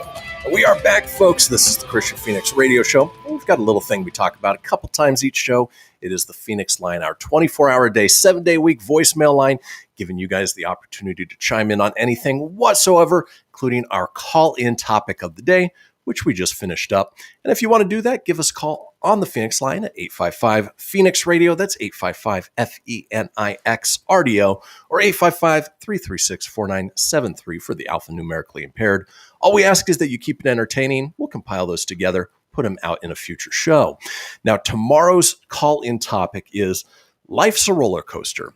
If somebody were to make a roller coaster based on your life, what kind of roller coaster would it be? Would it be the most terrifying, death-defying roller coaster you've ever seen? Or would it be a ho-hum kiddie ride that, just sort of goes around and no excitement at all? It's a metaphorical question, but we're asking it nonetheless. And that's why we give it to you guys 24 hours in advance so you can call us on the Fenix Line. Now, with this next segment that we've titled 90s Kids, one of our friends from high school reached out a little bit earlier asking if it was possible to burn a file onto a DVD that he's using for an event this weekend. And surprisingly, it's hard to come by. And so Tony tagged me in it, reached out. Luckily, I do have a DVD rewritable drive, and so I'm happy enough to do that for him. But it got me thinking about, what other things about growing up as a 90s kid, have we sort of lost perspective on? And we like to wax nostalgic occasionally here on the show. So we're going to do just that. Tony and I are fortunate enough to be kids of both the 80s and 90s. Our younger years were in the 90s. Our older kid years were in the our younger kid years were in the 80s. Our older kid years were in the 90s.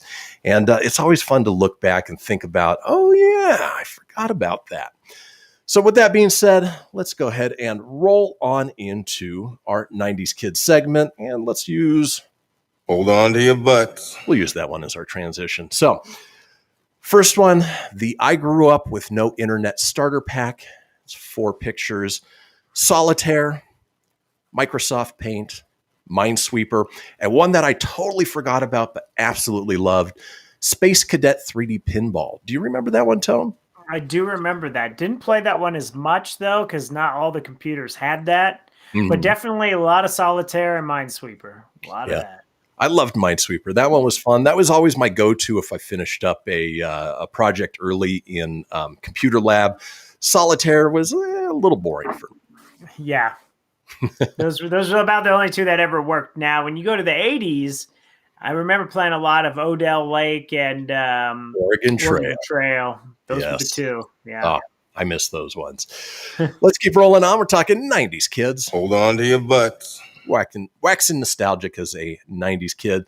How about anyone else get mesmerized by the Windows 95 screensaver as a kid with the pipes that were 3D Yes. would go through? And, just one of those things that there was nothing else to do. Screensaver came on and you would just watch it for minutes on end.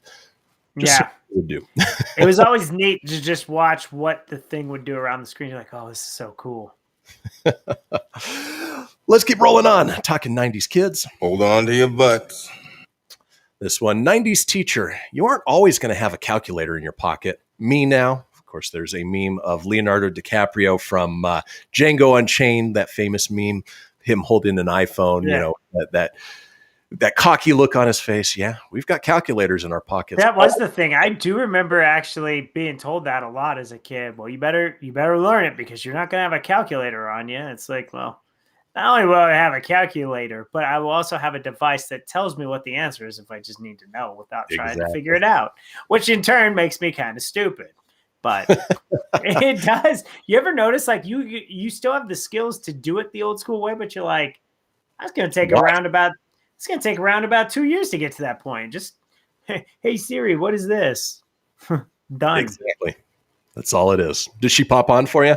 She did. She said, I'm not sure I understand. I muted her. So you're not going to hear British Siri. But yeah, she did understand me. All right. Fair enough. Let's keep moving on, talking about things that 90s kids will understand. Hold on to your butts. This one, 2020 parents, we have to open schools. What are we supposed to do? Just leave our children home alone for hours? Parents of the 80s and 90s, of course, it's that meme of the puppet who's side-eyeing. Our parents just left us home alone. Dude, I was left home alone a lot. It was just like, don't play with fire, be on your best behavior, and look after your sister. Okay. Yeah. Which, usually it is just me planted in front of the TV watching a movie or Disney Afternoon or something, or Fox Afternoon. We turned out just fine. And it's funny because you think about it and, we used to take off on our bikes, for hours on end and go miles away. And then, when it started getting dark, we'd come home and there was no issues. Now parents is like, don't leave the block. Let me know if you're going anywhere. It's like, that was always the key. When it got to be dusk, you better go check in because dinner was about ready. Or if you heard, for me, it was like my mom. Sometimes you could hear the Tony, Shayna, time to go. Yeah, parents, I think, definitely had louder voices back then, out of necessity. Yeah, definitely. So, but yeah, that was the thing, man. There's no cell phones. There was nothing to give you a warning. You had no really concept of time unless it got dark, and even then, you were ready after you ate to go back out and do it again. Back in our day, we had to navigate by the sun and the stars. Yep, pretty much. Let's keep rolling on. We're talking 90s kids. Hold on to your butts. Here's one that applies specifically to what happened today. One day, each of us burned a CD for the last time, but we didn't know it was the last time. For me, I think I might know it's the last time, but it's true. At some point, we just stopped burning CDs. We did. I used to make a lot of mixed CDs for car rides, road trips, like before MP3. And I think the end of it was when you could put MP3s on the CDs. So then all of a sudden, instead of having your 14, anywhere from 10 to 14 tracks, you could put on hundreds of tracks, which was great because, man, making mixed CDs was a pain in the ass if you only had 75 minutes to work with. And then it's like, you're over. So then you had to sacrifice a song off your killer mix. Exactly. Yeah. I think my last CD I burned, dude, was probably 2012, 2013. It's 2013 was the last one I ever burned. Wow. More recently than I would have expected, but that makes sense. All right. But it was in the MP3 form, and it was a gift to the ex-wife. It was like, here's a rock track, and it was like all breakup songs and how I was feeling at the time. And she's like, was there any meaning behind these songs? I go, no, I just thought they were cool. No, they were very much a soundtrack of the crap and the stuff I was going through. Yeah, fair enough. Well, along those lines, let's keep moving on with 90s kids. Hold on to your butts.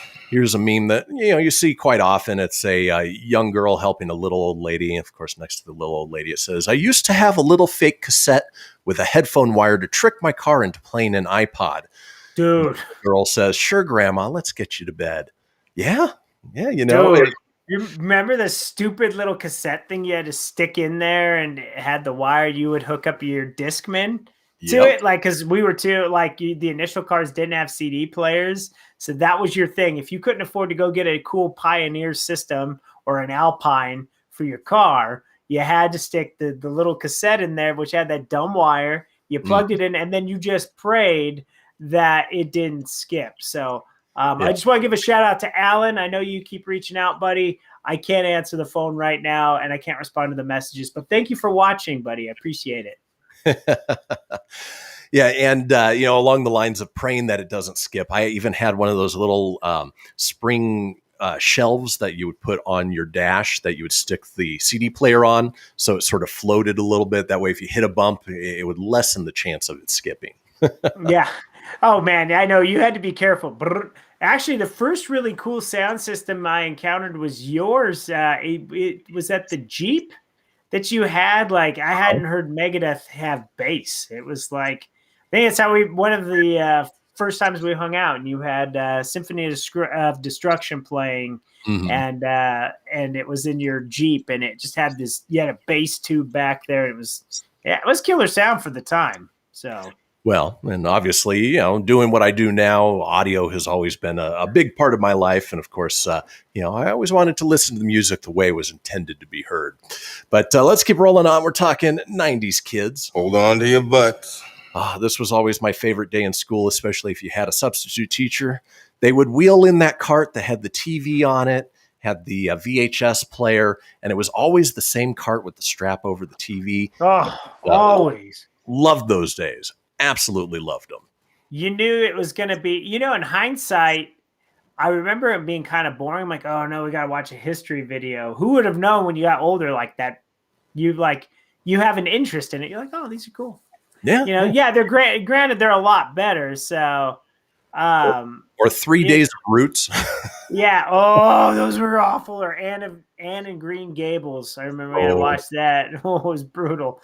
But if you had Mr. Reinhardt, it was cool because you were going to watch either Titanic or you're watching some cool ocean movie.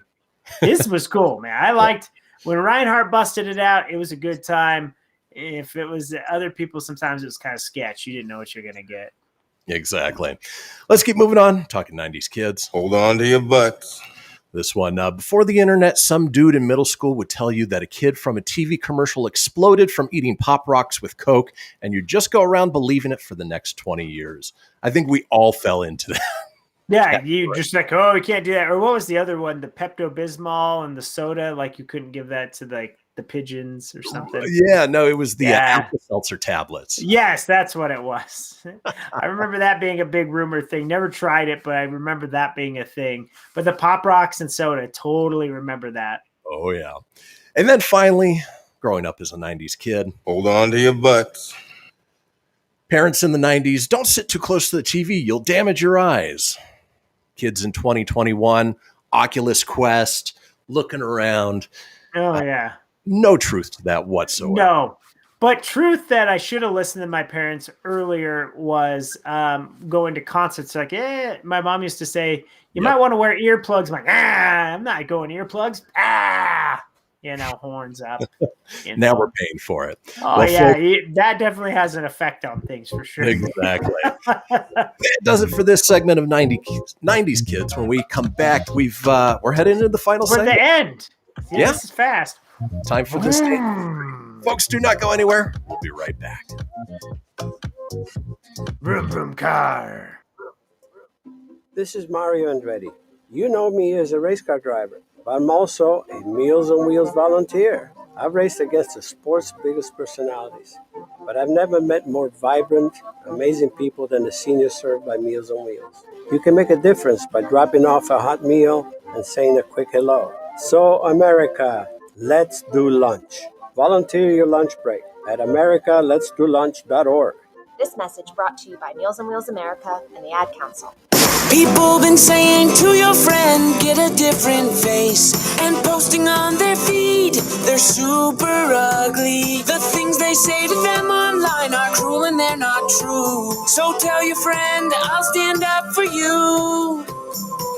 Don't worry, I know what to do. Know someone being bullied online? You can be a witness and make a difference by letting the world know it isn't cool and by letting your friend know you care. Learn more at eyewitnessbullying.org. Brought to you by the Ad Council. Hope you enjoyed your meal. And I just want to say, he's lucky to have a brother like you. Lucky? Caring for my brother is far from easy. But he's a part of me, like my arms and legs, so I'll be his. No time for tired. Nothing can disable this love. He needs me, but I'm the lucky one, even though I need help now and then. If you're caring for a loved one, visit aarp.org/caregiving for care guides and community. Support for your strength. Brought to you by AARP and the Ad Council. Allison is perfect. I mean, she'd never tell you that. She's humble and perfect. She likes everyone. She even likes her untidy roommate's weird guinea pig.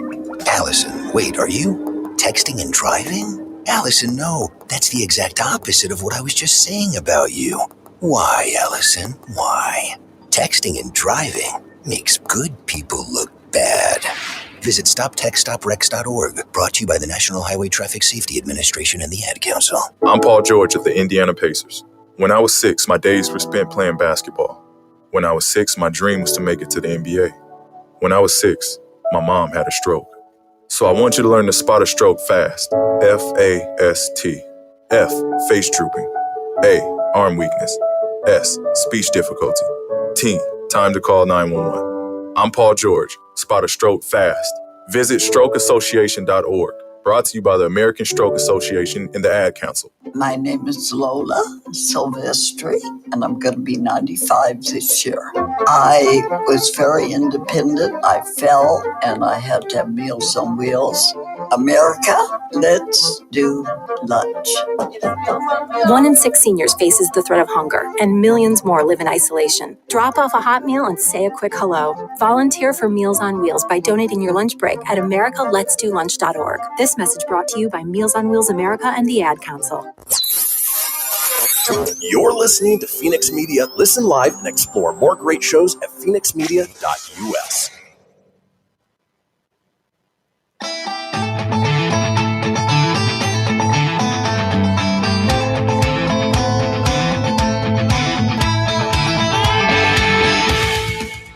Get everything you need for the Kristian Fenix radio show over at phoenixmedia.us or on Facebook at facebook.com/Fenix Media Radio.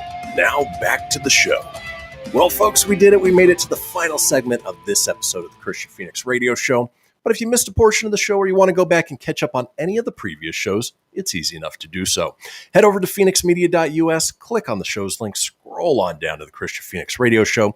From there, you can get video, you can get audio as well, or head over to wherever you get podcasts.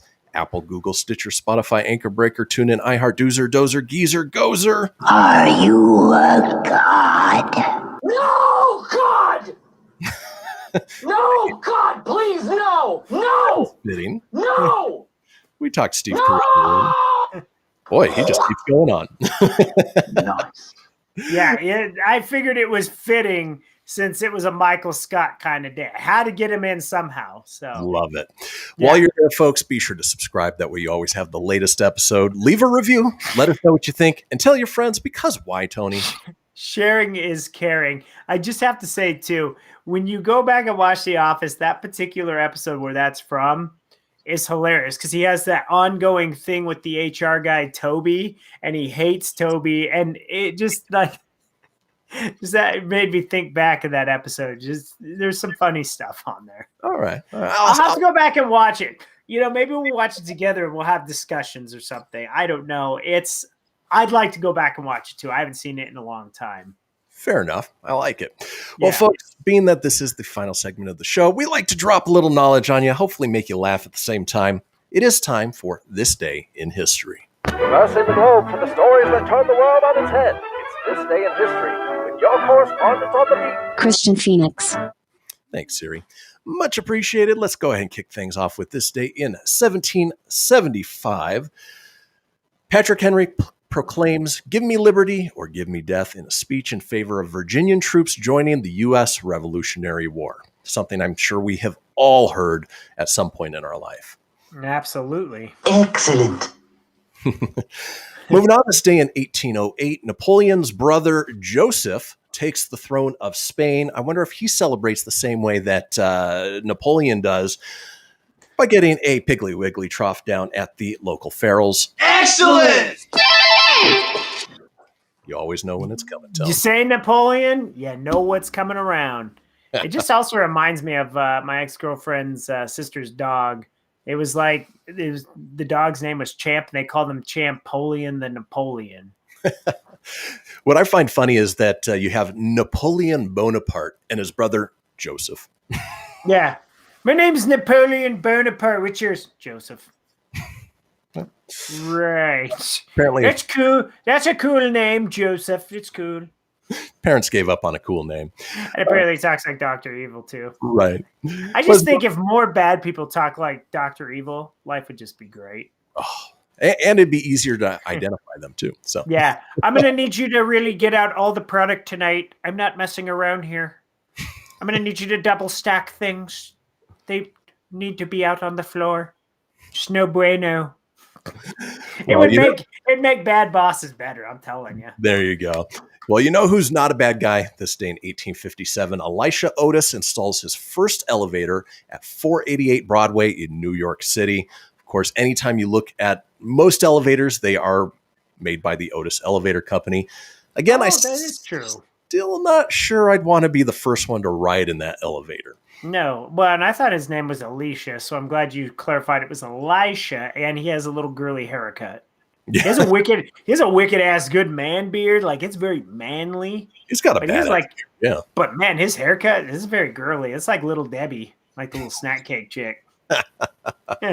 I'm just saying, you created elevators. I ain't got no room to say anything. You did more than I ever did, but just being a commentating judger here. That's all. There you go. Let's keep moving on. This day in 1929, the first telephone is installed at the president's desk under the Hoover administration at the White House. Ahoy, hoy. I'm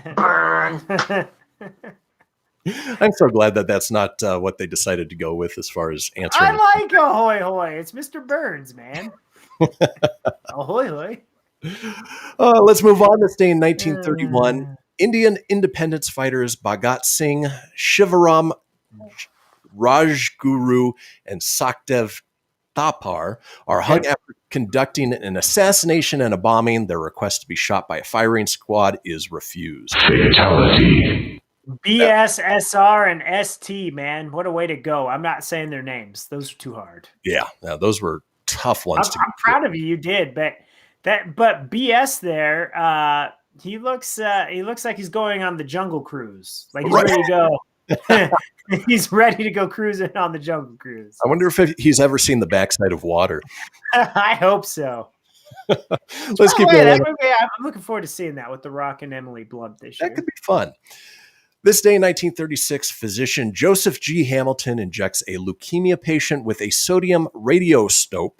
First intravenous injection of a human with radiostopes, obviously, so they can track and see where the leukemia is affecting. And, again, way back in 1936, innovating medicine to the point that it's helping people today.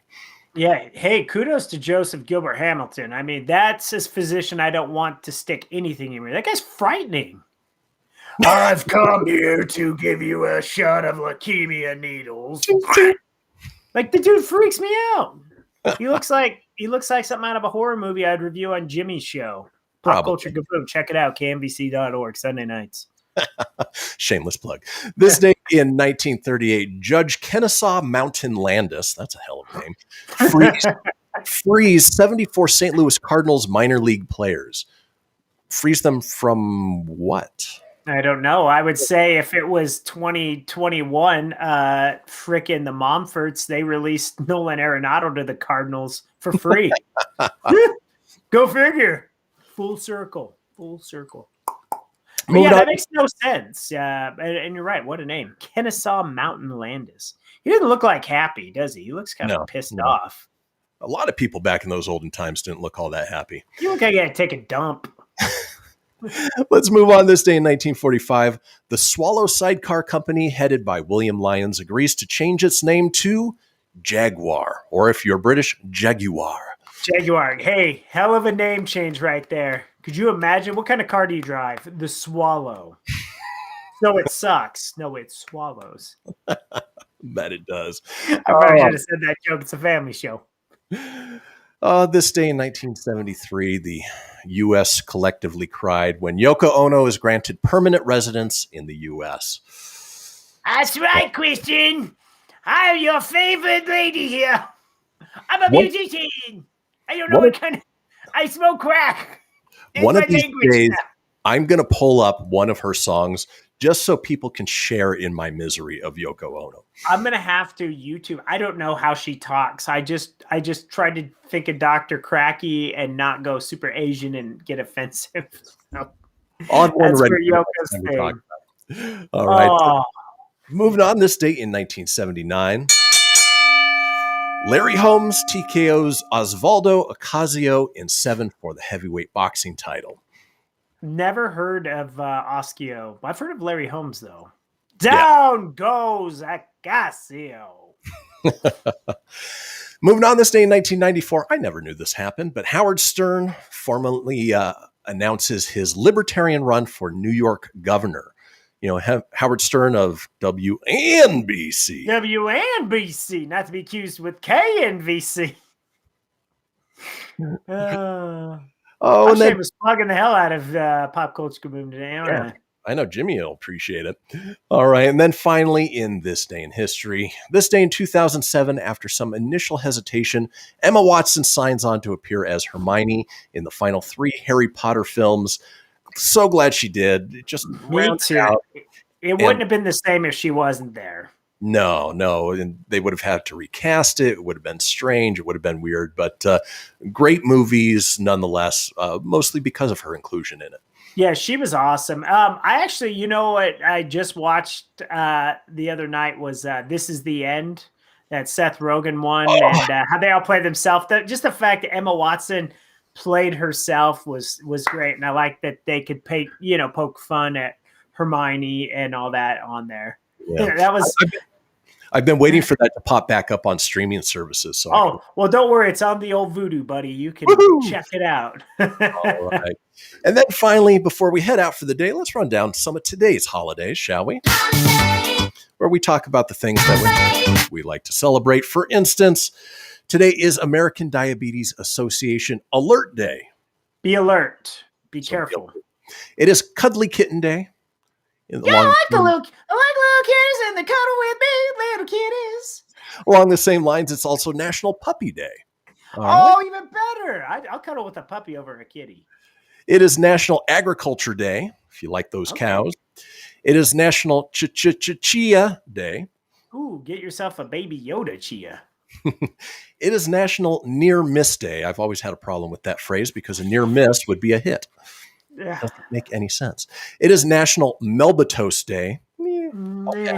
What I won't pass on is National Chip and Dip Day. I know you're a big fan of that, Tone. Chip and dips, yummy snacks. It is World Meteorological Day. So if you like the weather, it is OK Day. So OK. And finally, it is, we were just talking Harry Potter. It is Ravenclaw Pride Day. So if you're a Ravenclaw, take some pride. Ravenclaw. Folks, that does it for our Tuesday episode. We will be back tomorrow on a Wednesday with Words Are Hard.